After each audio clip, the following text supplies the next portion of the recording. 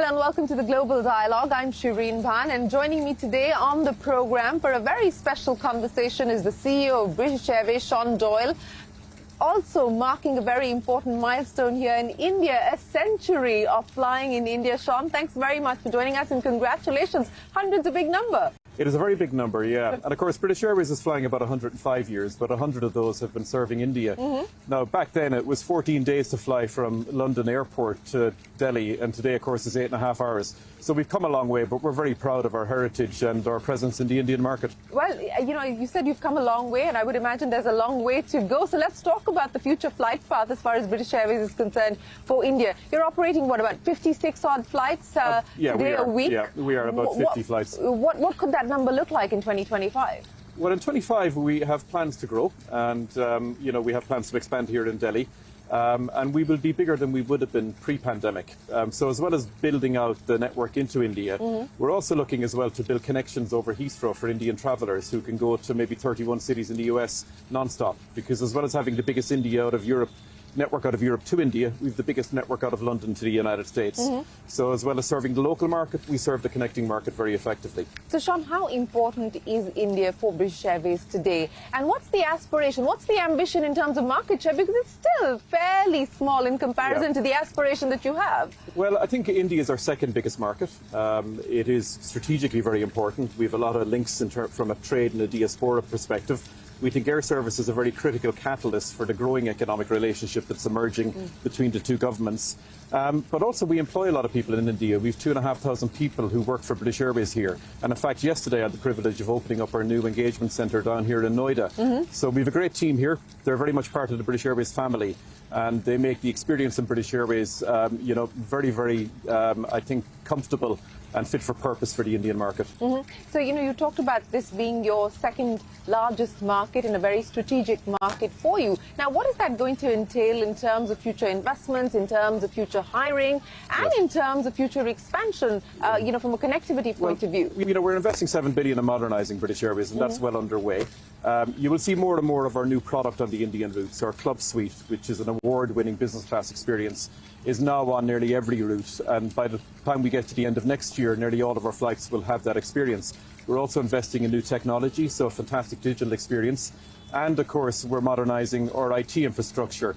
But generally, you know, whether it's the digital experience or the onboard experience, we've very, very ambitious investment plans. And, you know, we're only starting in British Airways on this very extensive modernisation programme. I'll talk to you about the modernisation programme in just a second, but let me labour a little bit more about the Indian market. And, you know, if you look at the IATA data as well as the IATA forecast, India is being positioned as one of the fastest growing commercial aviation markets in the world today. From that perspective, what's the kind of demand outlook that you foresee? I think that's obvious. You know, even compared to China, I think Indian travel per capita is about 1/10 of what we see in China. So the growth is going to be exponential. I think everybody will want to serve the market. I think it's a very exciting time for international operations into India, but also for the domestic market. But I think India is a very important strategic market for anybody who's serious about international aviation. So let's talk about that modernisation plan that you've announced now as far as British Airways is concerned. And now a large chunk of that, I would imagine, is going to go in as far as your fleet acquisition and fleet expansion is concerned. Take me through how you see that pipeline being built out over 2025 and beyond. About 50% of our $7 billion is fleet. The remainder is modernisation of our IT estate, a better digital experience, new lounges and a better experience on board with things like reconfigured aircraft. Then we look beyond that. I think we do want to keep on expanding our long-haul network. We want to take more long-haul planes into British Airways, and we have order books that will fulfil that ambition. Of course, we have to look at the global supply chain and some of the challenges there that we do see. But right now, we're taking delivery of the aircraft when we need them, and we have an extensive order book, which will bring about over 35 new planes into British Airways over the next few years. Okay, 35 over the next few years. You talked about the supply chain constraints, and you know, it's Boeing largely that's facing a lot of the heat at this point in time. Does that in any way reshape your plans? Does that in any way, you know, constrain your capacity guidance? I think, you know, we're caught up on a global issue here. I think Boeing have a lot of challenges they need to navigate through. We have a long partnership with Boeing, and we work very closely to make sure that we can support them as they, you know, change their business model. I think at the end of the day, we should never lose sight of the fact that it's customers that we need to look after here. And when our planes don't come in time, ultimately it's our customers that get affected, and we should always bear that in mind. But I think, when it comes to engine manufacturers as well, we have challenges we need to navigate through. And I think the sooner we see the supply chain get back to the level it was pre-pandemic, the better for the industry. That's only one of the issues that the aviation industry is dealing with at this point in time. Let's talk about some of the other big headwinds, and that has to do with geopolitical tensions, which are not in your control. And that is leading to airspace restrictions. It's leading to longer flight times. How are you dealing with that as an airline? Yeah, I think we're very used to dealing with it. British Airways operates to 200 cities in about 80 countries, so we're used to having to navigate through changing circumstances. And I'm very proud of the way my people do that. And I think the industry is very good at dealing with these issues. But we do have, Russian airspace is closed. We've got limitations in European airspace at the minute that affect operations. And of now course, with the Middle East Iran and situation Israel, yes. Yes, but I think we're well able to cope with that. And to be honest, our flying programme has largely been unaffected by, whatever changes and restrictions come our way in terms of airspace. So that's not so much of a problem as of today. Crude oil prices have also been largely benign. Of course, we've seen a degree of volatility on account of the escalation of tensions in the Middle East. How are you looking at that? And more importantly, your aspiration of moving to sustainable fuel, and you've got a flight path for that as well. How confident do you feel about that? Well, I think we are always trying to get ahead of the curve when it comes to sustainability. We have a commitment to get to 10% sustainable aviation fuel by 2030. And as a group, International Airlines Group has secured about 30% of that supply. So I think we're leading in terms of our procurement of actually committed supply of SAF. We need policymakers to help us get more production built, whether that's plants being built in the UK and Europe, to match maybe the pace of development we see in the US. And I think that's going to be a challenge as we look beyond 2030. The oil price will be what it'll be. I think we try and hedge risk, but ultimately, you could spend a lot of time trying to figure out which direction it will go. All I think you got to do is, be flexible in the way you manage your business in the light of it. Well, speaking of, how consumers are dealing with inflation, and to some extent, I guess they have adjusted to higher prices, but you're now starting to see interest rates move lower. In fact, we just had the ECB announce a rate cut earlier this evening. What does that tell you in terms of consumer demand, which has already been fairly resilient, but as you go into the holiday season, what's the expectation? Well, I think, the good news about interest rates coming down and inflation falling is I think it will be good news for consumer spending. And we've been very encouraged by the strength of consumers over the last 2 years. And our indications are that that will carry on. And I think it will get, hopefully, a little bit of a boost in confidence as we see interest rates fall, not just in Europe, but also potentially in the UK, as well as the cuts we see in the US. What does that mean in terms of load factors, for instance? I mean, we're coming off some pretty, a pretty strong base. So what does 2024 at close look like, and what does 2025 look like? 2024 has been one of our busiest summers, and I think 2025 again, we see very, very similar patterns of demand emerging. Certainly there's nothing to see at the minute in terms of any changes in demand in 24 versus 25. What do you think has propelled this kind of demand? I mean, we saw it post-pandemic, and it was, a lot of people call it revenge travel or what have you, with the need for people to just come out after having been shut down and locked down for a good part of 2 years. What are you attributing this demand increase to? It's a great question, and I think ultimately travel fulfills a very important purpose. I think we really missed not being able to visit our loved ones. I think a lot of people missed not being able to take that trip they'd planned over the course of the pandemic. And I think it's something that is very, very important to the way we live our lives as human beings. And I think people missed it, and they love travelling again. And we're delighted that, that demand for travel is sustaining.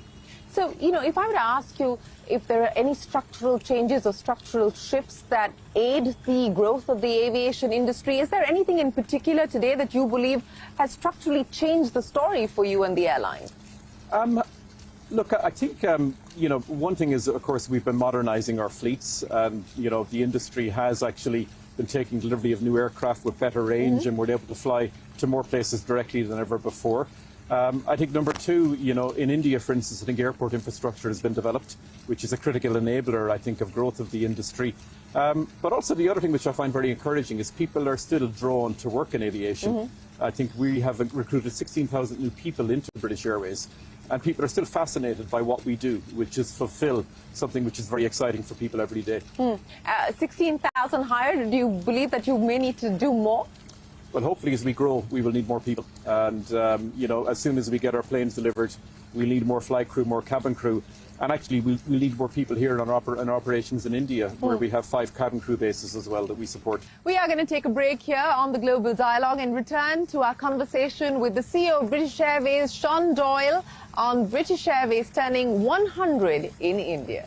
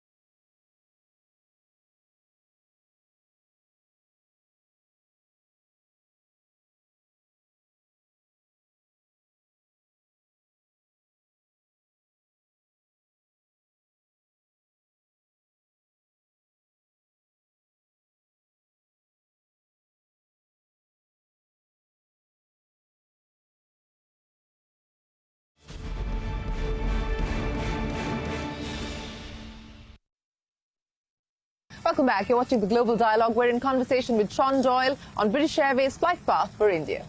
Let's talk about technology, because I know that your ambition is to make British Airways a technology travel company. So, you know, part of this 7 billion transformation plan that you've unveiled, a large chunk of that is also going towards IT as well as IT modernization. Now, how does that fit in from an India perspective? How significant is India in trying to power British Airways' IT ambition as well? Well, I think we're investing 7 billion, and about 700 million of that investment is going into our IT estate.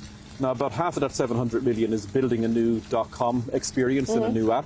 And we already have a lot of routes that are working under our new technology, and it's very exciting. The other half is about modernising our operational systems. And we work with a number of technology providers, such as Tata Consultancy Services, and have done for a number of years, to help us power that transformation. But also, I think what we're doing with our engagement centre strategy and the technology we're using there, we are showcasing that in our engagement centres here in Noida and also in Gurugram. So India is very much at the forefront of the things we trial and we experiment with. Well, India's at the forefront of the things you're experimenting with on the tech side, the experiments on the AI side, and you know, from a BA perspective as well as the industry perspective, I mean, how important is AI today, and what role do you believe AI is likely to play for the aviation sector 5 years on? I think what AI can do is speed up an awful lot of transactions, which will really help the customer experience. So if you ring an engagement centre agent maybe in a year's time, and you have a query maybe about a rebooking or a complex fare item, you know, AI might be able to serve up the solution to the agent much more quickly than we see today. But you don't see it doing away with the agent yet? I don't actually. I do think that when people pick up the phone to talk to a human being, they want a human interaction. What we want to do is empower that agent to fulfill customer needs as best as we can. And I see AI playing a very, very big role in giving people access to the answer and the data they need much more quickly than we see today. I also see it just allowing us to run better operations, whether that's simulating networks, whether it's simulating disruption, recovering quicker from things like weather events. I think machine learning and the speed of computing we can get our hands on today will make us run a better operation. But at the same time, you know, flying people around the world is a physical activity, and it will always involve a large number of human beings fulfilling, you know, that operational requirement for us. How much of AI is in use already at BA today? We've a number of use cases, but part of what we do by transforming our IT estate and structuring our data is we make it very ready for AI exploitation in the future. So I think one of the things you do need to exploit AI is strong foundations and have your data in the right place. The things we're doing with our digital platforms and the things we're doing with our operational systems, I think will get us into that state of readiness in the future, and then we'll begin to see us really tip the iceberg. Is it helping you today in terms of utilization, and do you believe that it could help even further in terms of utilization, turning planes around, ensuring that planes stay up on in the sky as opposed to you know, being grounded for any particular reason? We're already, you know, for instance, we have now electronic log capture of all of our engineering reports on a plane. So our engineers are able to get sight of issues on a plane even before it taxis into the engineering hangar, and we're able to create interventions to maintain fleet health a lot quicker than we would have done. So we're using machine learning in our engineering function, we're using it in our engagement centres, and we're using it in the way we plan and allocate our aircraft across our operation. Do you have a number in terms of the cost that you've been able to take out on account of the deployment of AI so far? Right now what we're focusing on is performance improvements, whether that's fleet health and technical reliability, the speed at which we answer calls, the amount of time it takes to respond to a query. So they're the kind of metrics we're looking at right now. We do, as a group, have a £100 million investment agenda in AI, and what we do is we look at what we call use cases that can be deployed not just in British Airways but also in our sister airlines that we work you know, very intensely on. You know, 105 years of taking the world to Britain and Britain to the world, and 100 years of taking India to Britain and Britain to India. But if I were to ask you about innovation and disruption as far as the aviation business is concerned, from your lens, from a customer's point of view, what do you believe we should brace ourselves for? What should we be excited about? I think what we want to have is really a digital experience that enables all the convenience you need by logging onto the British Airways app. And I think whether that's, you know, understanding your loyalty position, using your Avios currency to redeem or earn flights, whether it's changing your flights, making new bookings, suggesting experiences you may want, we want to be the one-stop shop for British Airways customers. And we want to really make that a great relationship. So I think that's number one you will see airlines do. And they're building technologies to do it. And I like to think that we are right now seamless sort of... A seamless end-to-end convenient set of services and retail experiences. That's at the heart of where we're heading. And I think when we do that, we get much better insight into what our customer, you know, really wants to experience and where they want to fly to. And as I said, we have plenty of headroom for expanding our network and flying to more places as well in the future. Are there any regions in particular that you believe that you're currently under-servicing, that you want to prioritize, just given the growth and demand? Well, I would like to see can we rebuild our Asian network again over time, because it is smaller than it was pre-pandemic. We do, of course, have some reasons as to why it's smaller, restrictions on maybe how we can fly into places like China. But over time, we'd like to rebuild that North Asian network. India is a very important market. You know, we'd look at the depth of the places we fly to today. Can we add frequency, but also potentially new destinations, and also rebalance that with adding new cities into the North American market. So I think you will see us develop network network opportunities both to the east and to the west over the next decade. Are you going to prioritize your expansion in India, given the fact that it's become a fairly competitive market? I mean, forget the foreign airlines that are servicing India, but now domestic carriers, Air India has grown, and with the merger of Air India and Vistara, you have a much larger fleet at hand. You've now got Indigo looking at flying international once the wide bodies come in. Of course, they're already doing many routes at this point in time. How do you look at the competitive landscape in India? I think it doesn't surprise me. You know, it's very exciting what's happening in Indian aviation, and I think you will have, you know, very strong global carriers emerge over the next couple of years. And everything I hear is that those plans are taking shape. And if you look at the order books, there might be 1,000 aircraft on order for Indian carriers.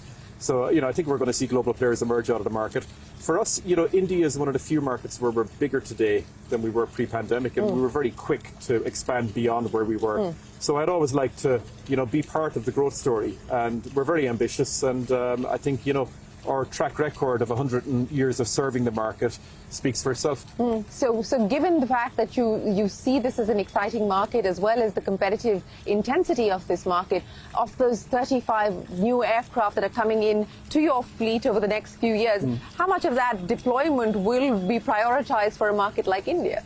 Well, I think you will see a significant proportion. So, you know, I won't give the exact number now, but trust me, when we look at the fleet order, India is very much one of the markets that shapes what aircraft we buy and how many.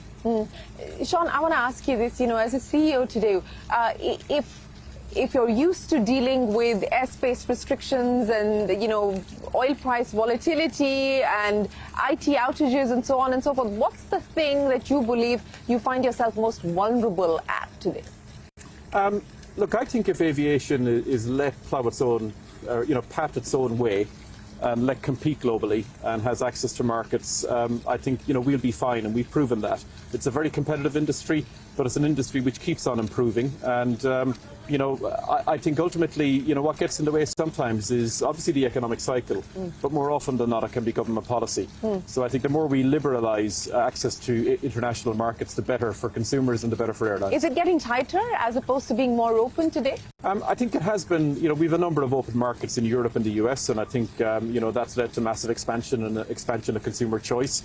I think India as well has been opening up its air services agreement, but there are many parts of the world where I think we could do with improving access to markets. You know, I want to ask you something that Indian aviation companies today and the regulator and the government is dealing with. In the last 4 days, we've had a situation of 20+ hoax threats, bomb threats, which have not turned out to be, fortunately, you know, true. But you've had them disrupt airline schedules. You've had them disrupt customer, you know, travel plans, and it's a huge economic cost to an airline as well. Now, how do you deal with this at BA? I mean, how often is this an issue for you? I think we've well-established protocols, not just at BA, but internationally with airports to deal with these kind of threats. And there is a kind of an assessment you do to understand whether it's a threat that, you know, leads to the grounding of an aircraft or whether it's not something that's credible. I can't really comment on Air India's situation other than I think, you know, airlines have to take the appropriate action that they feel is the right thing to do, and I would support whatever decision they take. But is the threat assessment done at the airline level, or is it done in conjunction with the regulator as well as the airport and security the airline agencies? and the security agencies will be, you know, very much involved. And we use all of the assets that are at our disposal to make the assessments. And is there an escalation that you've seen in this sort of a threat? I haven't seen something on this scale in quite a while, but I couldn't really comment on, you know, the specific issues here because I'm not close to it. But other than we've well-established protocols that we enact to make sure that, you know, we stay safe. No, safety, of course, is paramount, and that has always to be kept top of mind. But, Sean, let me ask you this. You know, you set out a vision for a better BA, and you've, of course, specified the areas that you want to move on, punctuality being one of them, customer experience and improving that being the other. And you gave us an indication of what the transformation plan looks like. But on the better BA vision, where do you find yourself today? I think we're making great progress, and there's still a lot of work to do. And We're implementing a very, very exciting transformation and modernising so many parts of the airline. And this year was a hell of a lot better than last year and the year before, and next year will be better again. So, you know, the investment is getting traction, and I'm very happy with the momentum we're creating. And final question really on profitability, because I think that is something that many airlines, and you know, India is no exception, have struggled with, and there are a few that have delivered consistently on profits. But what's the ingredient, what's the magic sauce there? Because you've had your own transformation and turnaround story on that. You've always got to offer value for money. And never forget that it's about the customer in terms of both experience and the airfares you put out there. And you've got to run a competitive business to do that, but also invest in the things that make a difference for a customer. I don't think it's more complicated than that. And, you know, as long as we keep doing that, I think we'll have a sustainable business. And do you believe that you've probably got to the best in terms of profitability, or is there more to come now, given the expansion plans? Well, look, I think the modernisation, the transformation should lead to more value. I think a better experience for customers, but also a better, you know, return for the people who give us the money to invest in the airline. And I think we can balance, I think, the needs of our shareholders and the needs of our customers and our colleagues very effectively in the way we're running the business now. So let me end by asking you, Sean, as CEO today, what's the #1 priority and what's the #1 risk that keeps you up at night? Our #1 priority really is to execute our transformation well and to improve the experience for customers. That's #1 at the minute. I think there's a lot of things that you know, you have to think about when you're running an airline, but not much keeps me awake at night. No? I just love what I do. I have great people around me, and it's a fascinating business. And how often are we going to see you back in India? This is my second time now in the last 15 months, so I love coming here. Well, we hope to see much more of you, Sean. Congratulations once again. Thank you very much. On a century here in India, and we wish you the very best of luck as you move forward. Brilliant. Thank you very much. But with that, it is time for us to wrap up this edition of the Global Dialogue. From all of us here on the team for now, goodbye, and many thanks for watching.